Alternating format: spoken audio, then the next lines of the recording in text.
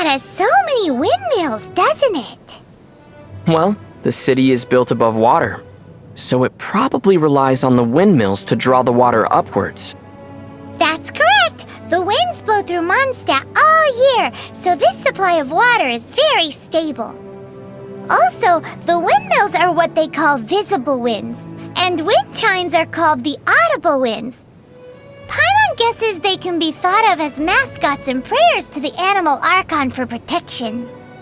Ah, mascots. So, like you then, Paimon. No, not at all! They're made of wood, and you can't eat them in an emergency either, because all you'll do is grind your teeth down. I don't know what to say to that. I've heard that if you give tavern owners a considerable tip, they'll be willing to give some information on the down low. You mean the angels share? But Master D-Luke seems like a very rich man. How big a tip is considerable anyway? Maybe I might have heard wrong. Or maybe I might have heard this rumor in another world. You sure have been to many worlds, haven't you? Cider Lake never freezes, no matter what time of year it is. The best apple ciders in Mondstadt can only be made using the fresh water from this lake. It really does taste great. Paimon could drink 2 big bottles in a second. Wow. With your size, I can't believe that you can drink that much liquid. And not explode like an animo slime. Paimon has a special stomach just for tasty drinks. A special stomach? I have so many questions about how this world works. Sure would be nice to spend a night at the Goth Grand Hotel. Paimon thinks so too. The rooms are sure to be big and clean. Still, I've heard Mr. Goth say that they've had all kinds of strange problems ever since the Fatui moved in. The electro-sissons that their mages brought in attracted a lot of dust with static electricity, which ended up killing a lot of those sissons. Then, someone mixed up the mist grass pollen in the pepper, and the agents ended up brawling amongst themselves, each insisting that the other owed them money for wine. Hang in there, Goth Grand Hotel. So here in Mondstadt, alchemy is practiced out on the streets? Is that so strange? In many of the worlds I've been to in the past, alchemy has always been a secretive art. Watching alchemy being practiced as a part of daily life is like being in a world where people have 3 stomachs. Paimon thinks only having 1 stomach is weird. Are you serious? What do you think? Tevat's day and night both seem particularly short.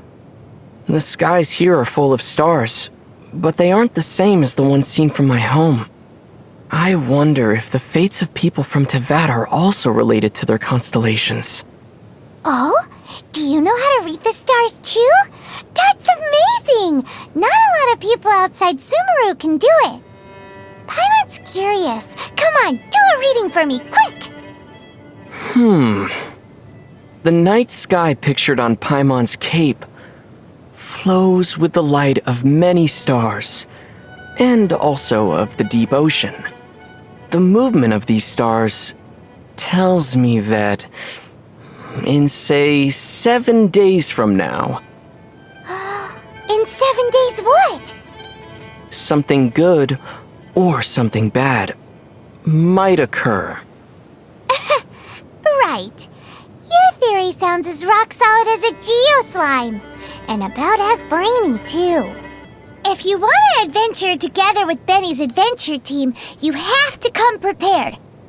Domains are very dangerous, so you should always take care to double and triple check your supplies in advance. Paimon's heard that the Adventurers Guild has compiled a list of 463 different ways of dying in these domains. If Bennett got you killed by accident, Paimon and Bennett would never forgive ourselves. Why am I the only one dying here? Well, that's because according to the numbers, Paimon can avoid 322 causes of death just by floating. I suddenly don't feel like exploring these domains. I've heard that Albert, being the leader of Barbara's fan club, sometimes gets bumps and bruises on purpose so he can go to the cathedral to see her. Paimon feels the Knights of Favonius should keep a closer watch on weirdos like that. But it seems that a month later, Albert discovered that Bennett was managing to see Barbara far more than he was. Well, Bennett does have the natural advantage when it comes to getting injured, after all. What is this? A Let's Bother Barbara contest? Lisa and Amber feel a bit like sisters. Huh? Why's that? Amber often runs errands for Lisa. Older siblings asking their younger siblings to do things for them so that they can slack off is a rather common practice. But my sister and I are the same age, so we had to decide these things via rock, paper, scissors. Whoa! So doesn't that make you my younger brother? What do you mean? Well, since Paimon floats, you're the only one who can run any errands! Seriously? Paimon, have you ever seen what Kaya looks like under that eye patch? Nope. So, it would seem he never takes it off. Actually, Paimon already knows why. Oh? He must be hiding some big secret. Really? A secret? See, Kaya heads out for assignments more than anyone else. So the skin under that eye patch has to be way lighter than the rest of him. So, if he ever takes that eye patch off... He'll definitely become the butt of everyone's jokes. Maybe he'll even get a weird nickname.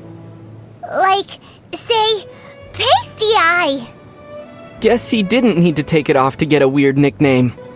It's time for Paimon's Little Life Tips. Little life tips? In Mondstadt, if there's something you can't fix, or there's something you can't get clean no matter what you do, if you ever run into something you can't handle yourself, you just need to shout this name into the skies. Noel! And everything that's troubling you will be swept away in an instant. So this is one of the tricks to living in Mondstadt. Pretty impressive. Come on! Paimon will teach you how to fly!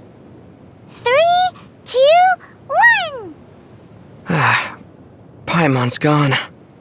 Well, whatever. I'm tired. Let's just sit here for a bit. I'm flying with you in my heart. What sort of slime do you like the most? Pyro slimes, I suppose. You can feel their warmth just by getting close. That's something you'll need in the winter. That's very practical, as expected of a traveler. What about you, Paimon? Paimon likes them all. They're all very tasty. Tasty? Turning slimes into bubbly, lovely, jubbly meals is the Paimon special. Well then, I suppose that's one more thing I can eat before you become emergency rations, huh, Paimon? Paimon would rather not be on that list at all. Do you think that we're too harsh on the hilly churls? Well, sometimes we really do seem like children who just can't resist kicking the hornet's nest. I think we're doing more than just kicking it. Paimon doesn't feel so good. What's the matter? Paimon hasn't opened a treasure chest in so long. If this keeps up... Ooh... If this keeps up, you'll one day get caught in a hunting trap with a single Mora as bait. Hey! Paimon floats, so that'll never work. Wow, we've really had a lot of good food recently, haven't we? You know what they say, have food, will travel. Won't you be unable to fly if you get fat? Nope, Paimon never gets fat. So Paimon demands more food. Ever eating, but never growing. Don't you fail as emergency rations then? Yeah. Well, it sure doesn't look like you have any other candidates, so you'll have to make do with Paimon. Which do you like more, cats or dogs? I prefer Paimon. Aw, that's cheating. Wait, no, Paimon's not a pet. We should get something tasty to eat. But Paimon doesn't want to have to go get it. Shall we decide with a game of rock, paper, scissors then? Ooh, okay. Alright then. Rock, paper... Super Paimon Tornado! What? Paimon's been working so hard recently. Any ideas on how to relax? Sleeping? Sleeping's boring. Reading? Paimon will get dizzy. Having a chat with some friends? But those are all things that require thinking. And not thinking is more relaxing. And thus the Paimon paradox, famed in the histories of philosophy in Tevad, was put forth. Where do those treasure-chasing Seelie come from, I wonder? Maybe they grow out of the ground. Or maybe they fall from trees. Well, Paimon doesn't know where they come from, but where there are Seelie, treasure's not far away. Still, why do I feel a certain sadness every time they touch those treasures? No, it's probably just my imagination. Well, if you don't want the treasure, Paimon can hang on to it for you, free of charge. Has anyone left a big impression on you during our recent travels? For Paimon, that's Sarah. Timmy. Huh? Why him? His face comes to mind every time I've eaten a sweet madame recently. Really makes it hard to chow down. You learn new things so quickly. You've already got such a good grasp of Tevat's language. You're a good teacher, Paimon. Who knows? Maybe the quality of your nasty nicknames will improve someday. What monster made the deepest impression on you? Monsters, huh? Probably ruin guards. Does a ruin guard really count as a monster? It's more like a machine. Paimon thinks that you can call anything that causes us trouble and needs to be defeated a monster. Just like how we call anything that can be hunted prey. Is that so? Well then, I think I'm finally able to classify you now, Paimon. Huh? What do you mean? You can be hooked and reeled in. Therefore, you're a fish. Hey, do that again! You know, that thing! Which one? The one where you make your weapon disappear with a swish, and then whoosh! You make it appear behind your back again! Oh, that? Haven't you seen that a ton already? But Paimon hasn't figured out how you do it yet. Could you explain it? Well, can you explain how you suddenly appear in front of me and then disappear just as suddenly? Well, Paimon seems to have always been able to do this, but Paimon doesn't know how. Precisely. I believe that the art of putting my weapon away follows the same principle. Maybe it's this similarity that makes us such good friends? What do you think of treasure chests? I believe that they were left behind by great travelers who once passed this way. Every time I open one and look at its contents, I can feel a certain kinship with those who came before. And that's how you get adventure experience. Are there pigeons around?